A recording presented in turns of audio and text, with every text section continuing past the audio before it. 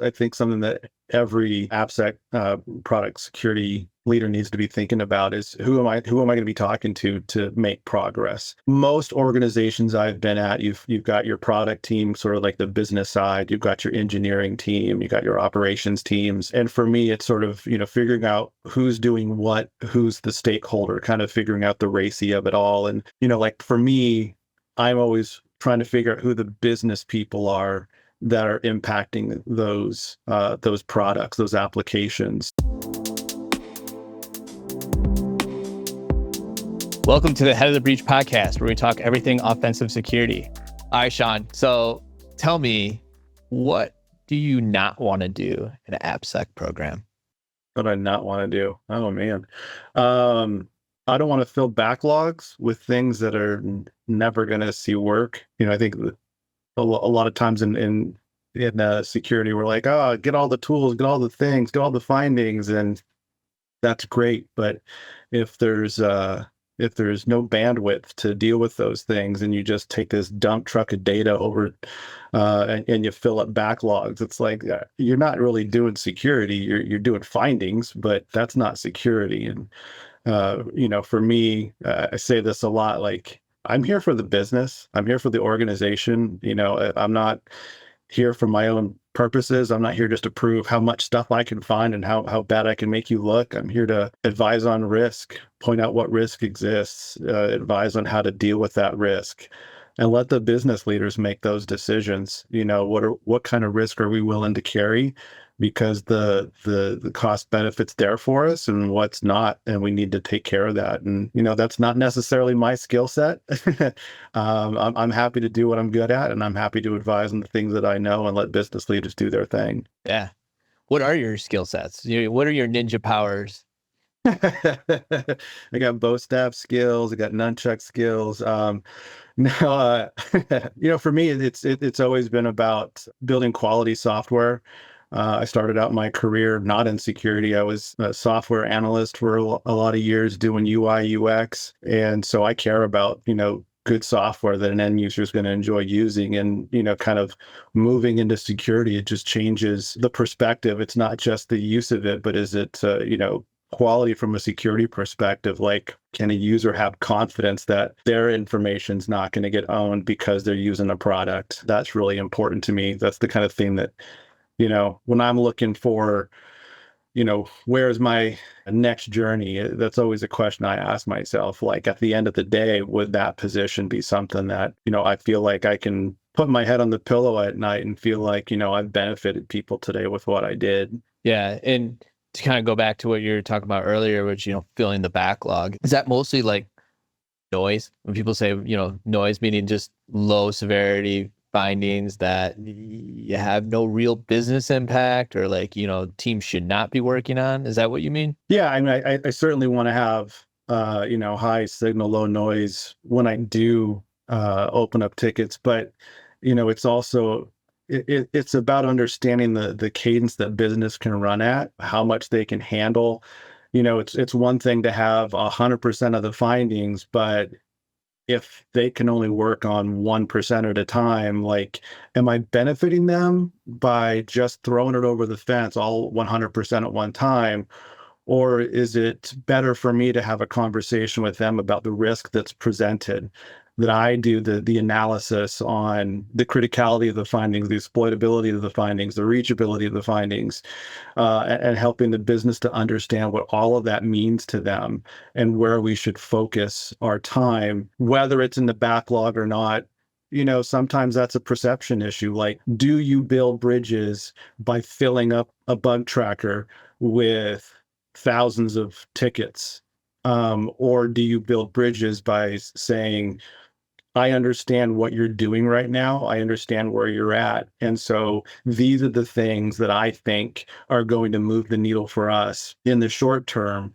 And in the long term, I still have work for you to do, but we're going to focus on this. And I think that speaks a lot to how software is built, building out new features, building out products. It's not everything at once and everybody worried about the entire product at one time. It's about getting the next feature out. It's about winning those battles. And that's kind of the perspective I take. I like to kind of take what I've learned in building software and kind of apply that to how I deal with vulnerability management. Now, I imagine you're not like totally just, bearing those lower severity and that noise underneath, right? So like, are you actually keeping your own backlog and like in trickling in the work when you want to actually have it appear in front of the development team? Or are you putting it all in there and just like totally separating it? Like, I mean, is it a visual thing, the perspective? Like, walk me through that. Yeah. So, I mean, it depends on the environment I've been in. Currently, what I'm doing is sort of utilizing the tools that I've got and sort of their record keeping of the vulnerabilities as sort of my total source of truth.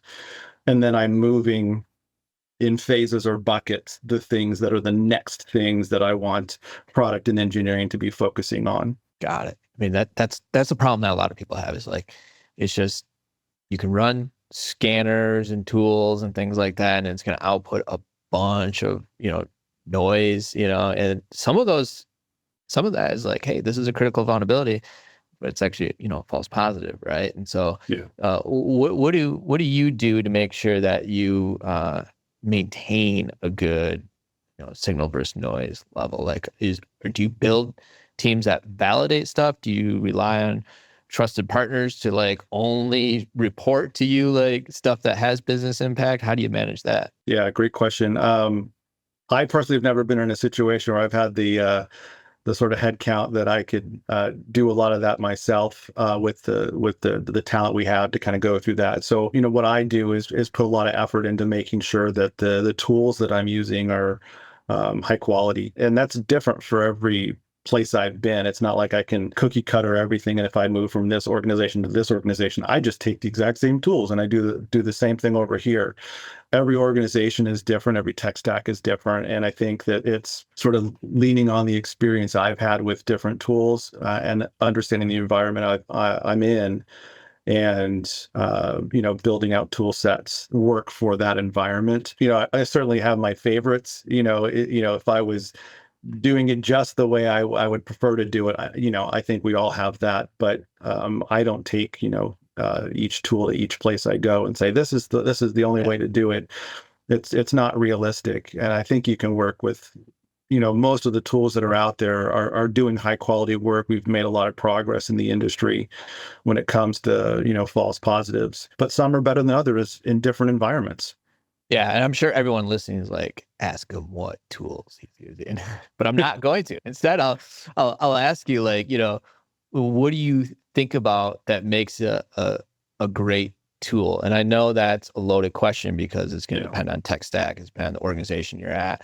But like, if you had to abstract, some of the tools that you currently are using, and it's like, why are they so great? What are the reasons? Why are they so great? Or what are you looking for in a tool to help enable you and your teams? Yeah, I think, first and foremost, you want something that's quality, that's giving you the best possible signal to noise ratio you can get. But outside of that, it's about frictionless integrations. We all have platforms that need to get hooked into other platforms to make things work, and making sure that you can hook into the necessary systems, that it's frictionless or as frictionless as possible when doing that. And I think meeting who you impact where they are. So working with engineers all day, every day. I don't want to bring engineers into my stuff if I don't have to. They've already got enough tools they have to learn how to use and things in their daily workflow. I don't need to add another thing to their life. I try to put things into their world. So it's, SCM integrations, ticketing integrations, what have you, like getting things into places where they live. So it's part of what they do and not I'm adding another thing for them to deal with. So I think it's really being cognizant of the pains that the people you're trying to get to do the work have to deal with, being sympathetic to that, and trying to remove those blockers so that they're going to help you and help them. Yeah.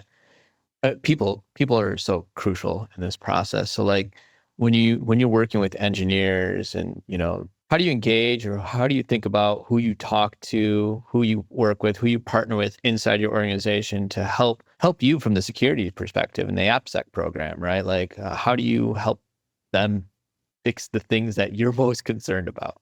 Yeah, no, it's a great question, and it's I think something that every AppSec product security leader needs to be thinking about is who am I going to be talking to make progress. Most organizations I've been at, you've got your product team, sort of like the business side. You've got your engineering team. You've got your operations teams. And for me, it's sort of, figuring out who's doing what, who's the stakeholder, kind of figuring out the racy of it all. And, like for me, I'm always trying to figure out who the business people are that are impacting those products, those applications. Usually they're the ones who are, grabbing engineering time for features, and a lot of times setting the sprint schedules and what are they doing when. And so for me, I need to be in the room with them, so to speak, getting their ear and letting them know what risks are in their products, giving them sort of the lay of the land, what impacts that has to the business, and then hopefully making the case that they see the value, or building relationships that I can beg and borrow from their sprint times to do some things. But I really do think that, getting the business involved and becoming a stakeholder in it and owning the fact that a functional bug and a security bug are equally as important to them. It's not always, um, you know, features come first. Sometimes you got to deal with the stuff that isn't something you can put on a marketing sheet. You got to deal with the stuff that could, cause a breach, and the kind of press that you don't want to have to explain in a sales call. And so I think that that's usually my primary focus is connecting with those who are really driving the products themselves. Yeah, it's hard, right? When it's like, this isn't necessarily going to bring you revenue. Like, right, Yeah. not every feature or everything that we're adding is a feature or revenue generating, but it could be absolutely de-risking, a breach that's going to cost you X amount of money, right? And Yeah, have you had absolutely. some of those, like, share with me like a really tough conversation that you might have had, and like how you navigated it? Like, I'm sure you had to explain a situation like that or similar in your career. Yeah, I've had quite a few situations, where product has sort of been abstracted away from, talking about risk or security, and it's always been feature, feature, feature. And, I've had, to protect the guilty, or the not so innocent.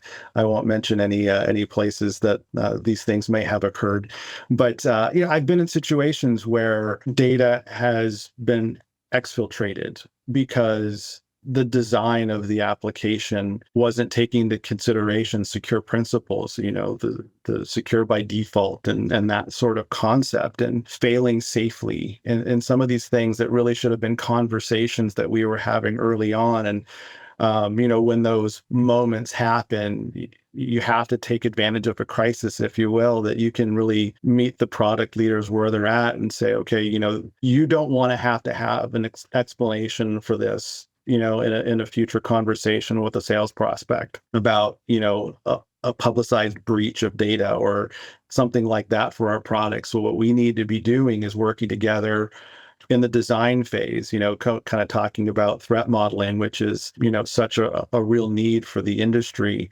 Having them understand, if we were talking early, not only would I be able to help you design a product that you want and that you find valuable for your prospective clients, but I'm gonna help you do that in a secure fashion. And I think that those conversations build the sort of trust that's necessary to have even the harder conversations later, like when they've done something in their design, or maybe, through the SDLC hasn't been built with security in mind.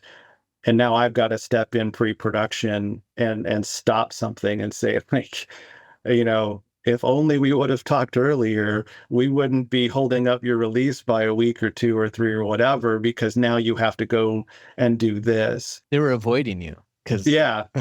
Well, they do what and you're that gonna happens a lot. Like, I think we have happens a more bad than we reputation. happens more than we wish it was, right? Everyone thinks we're the people that say no, and it's Yeah. not the case. We're here to enable the business, but it's like also Yeah. putting your head in the sand of not hearing what you have to think is also a form of, just not doing the right thing. And maybe it's a little bit of education, right? So like, how do you avoid Yeah. that? Yeah. I mean, it's, being risk averse or risk avoidance, or is very, very different than accepting the risk. Like, I Yeah, want to make sure they're fully informed of what they're doing. right. So, it isn't the head in the sand. But yeah, I think communication is a huge part of what I do with the business to make sure that we're on the same page. I mean, I want them to succeed. I want their products to be doing exactly what the business is there for and bringing value to their clients. I'm there to, like you said, I'm not a profit center. I'm not out there, all the things I'm recommending aren't necessarily revenue generating, but they're loss reducing. And there's a lot of value in that. Yeah, I like that. Loss reducing. That's a good way to frame it. If building apps was like making candy, let's make Jolly Ranchers, not M&Ms. Where did that come from? That's a quote. Uh, That's a quote from you, Sean. Huh? That is a quote for me. I think, according to my LinkedIn profile, is like circa 2018. I think, I don't know.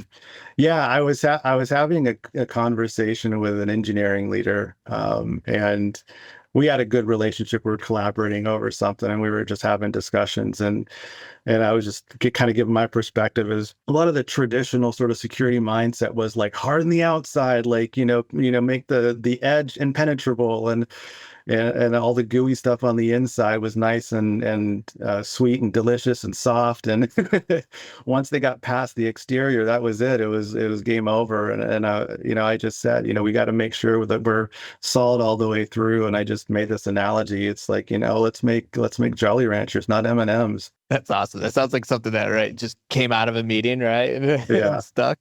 Should be on a Yep. t-shirt, by the way. Yeah. And it was funny because, like, every time I would see that director, she would always, bring it up and laugh about it. Always remind you of that. Yeah, she's like, "Oh, I'm making Jolly Ranchers." That's awesome. We're all making Jolly Ranchers. Yeah, We hope. we're trying. So how in your AppSec program, how often should you be doing any type of proactive security testing? I think that's the only way to be doing it. I don't like to be doing reactive anything. I always want to be doing proactive, and so I think, yeah, proactive security testing is necessary. But how often? Like, I mean, is that we built a web application. Should we Yeah. go get it tested now, or go through a penetration test, web application assessment, whatever you want to call it, or is it or do you have a different approach to that? I mean, I kind of take the cadence based upon the applications themselves. Where I'm at now, we've got things that release quarterly and things that release practically daily. And so the place for tests, is sort of the same. It's just whether or not that timeline is stretched or condensed. But, my expectation is that we're doing the same thing, a secure SDLC it's repetitive. We're doing the same thing no matter what, whether it's fast or slower. We're doing the same things, standardizing what we do, and security testing is absolutely expected to be a part of that. And I think that's the way that you create good, secure, quality software is highly repeatable, known processes. Yeah, yeah, we see a lot of we see some companies that are pushing to prod 50 times a day, some that do it 50 times a month, 50 times a year. Yep. It just depends on industry and product and what you're building. But if you stop and think about it, there's so much change that happens in that development that if you're not testing for it and looking for bugs in it, you could be missing a lot and Yeah. you could have a bad day, right? Yeah, I mean, I won't mention any names, but there has been a recent issue with a really impactful system maybe not being tested 100% before going live to production and causing some drastic issues Right. across a wide swath of the populace. And it's a problem in software. And I have probably an unpopular opinion. My own hot take is I think the Agile methodology, for so many benefits, has fatal flaws in the speed at which we try to push things.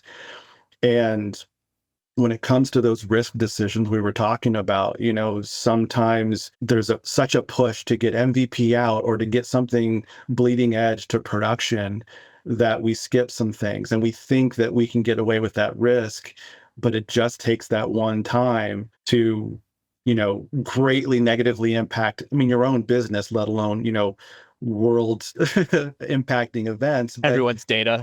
your own system, your own clients, you don't want to have that sort of negative impact. And so I think that going to those highly repeatable processes, making sure you're following your own playbook for getting software to production and making sure that you're doing everything. There's always that desire to like cut a corner. We could get there like a day quicker or whatever. Like that's great, but there's always that risk there. And I think that, we're talking about being proactive with security testing. There's just things that you need to make sure that you're including as part of your SDLC that ensures that you're getting a quality product to production. Nobody wants to be on the other end of that "we messed up," email or phone call with clients that, had an outage or whatever because you skipped a step. Yeah, those are bad days, right? They are bad days. So you've had years and years of experience running vulnerability management programs, and what tips could you provide people about just managing vulnerabilities and building a program that works and running the program successfully? Yeah, I think, like I've said, before already, I think making sure that you're connected with the stakeholders of the business is important. You got to understand what their desire is out of what you're running. If they want a vuln management program because they need to check a box that says they have a vuln management program, that's very different than if you have stakeholders who like want a vulnerability management program because they actually want to get rid of vulnerabilities. Yeah. And so understanding your space, I think, is very important because I think that changes what you can leverage. But, assuming that we're all working for organizations who do want to get rid of vulnerabilities, I think it's about understanding the risk tolerance of the business. I like a risk-based approach to dealing with vulnerabilities. I like to look at as much contextualization as I can, taking in as much information as I can, the intel on the vulnerabilities themselves, and making sure that we're focused on things that are going to be impacting, revenue generating streams or, business critical systems. Like we need to be looking at those things, talking about, like, let's say open source issues. Are we looking at things that have mature exploits or, just theoretical academic exploits? And, where do we spend our time? Because we don't get unlimited buckets and sprints as security professionals. We're going to get very narrow windows to like take advantage of that. And I think a solid risk-based approach has been really successful for me. Yeah. Now, when you do the risk-based approach, like, is that you building the program of like, hey, here's all the contextual data to look at? Like, you make sure that's built into tools. How are you implementing a risk-based approach? Yeah, I think, well, first and foremost, is understanding the business criticalities of each of the applications in scope of the program, making sure that you are aware that, you don't want to, I like the phrase that you don't want to stick a $20,000 fence around something worth $500. Like, you want to make sure you're spending your time where you need to. So the business is critical partners in telling you these are what are important to us.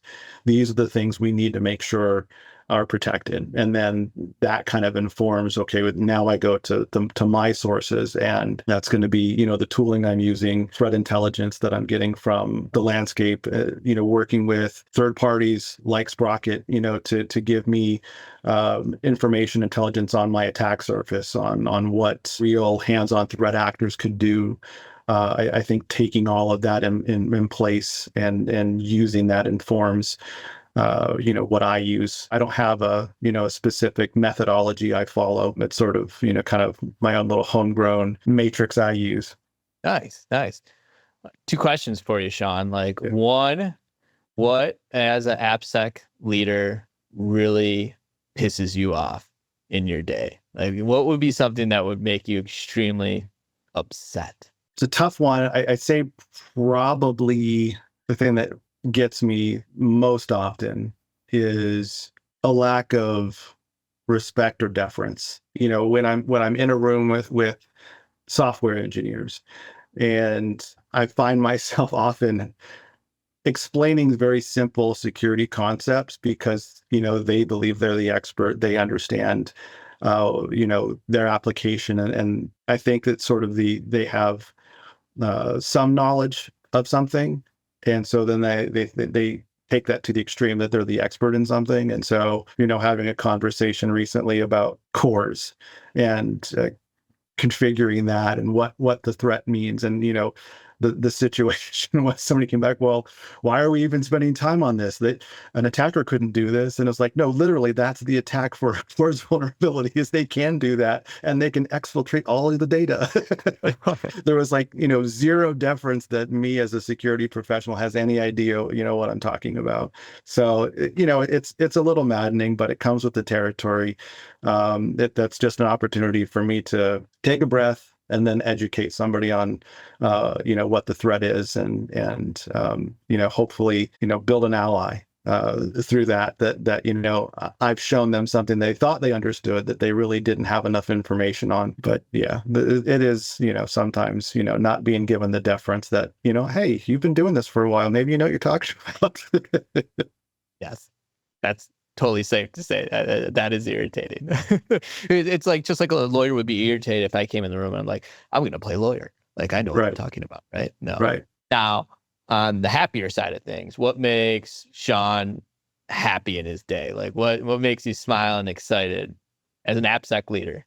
What makes me happiest when I see something happen? I'd say that probably the thing that brings me joy, yeah, and I've just experienced it recently, is when you start to see all the work that you've put into laying a foundation of helping people understand the risks presented, what you're trying to achieve with your program, and you start to see like the light bulbs are like above the heads, and they're starting to really get it, and they're embracing the idea that you are there to help them build good software.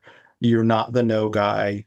You're not the guy who's trying to stop their builds, but you're there to help them build good software. And now they're embracing bringing you in the design phase, having conversations about new products and features, looking at the backlog, and saying, okay, well, our numbers of vulnerabilities are getting low. Do you have more things for us to work on? That would make me smile. That happened recently. It was like, okay, hey, we just got through all these things. Is there more for us that you want us to prioritize? And I was like, yes, and yes. Yes, and yeah. That's crazy. So you potentially could have a very frustrating moment in one day, and a very enlightening, happy moment in the same day, because that you might build an ally in that that person that thought they knew everything about cybersecurity and AppSec. Yeah, and there's like this inflection point where like those days happen a lot more often. Right. Well, cool. Thanks, Sean. If anyone wants to follow your work in what you're doing or get in touch with you, how could they do so? On LinkedIn, Sean Finley CA on LinkedIn. I don't do a whole lot of social media outside of LinkedIn. I do have a Twitter handle, but I'm rarely on social media. So yeah, my LinkedIn profile is the way to follow me. That's where I kind of spend all my time. It's the least frustrating of all the socials. True. Well, thanks, Sean, for chatting with us today. Appreciate it. Yeah, absolutely. Thanks, Casey.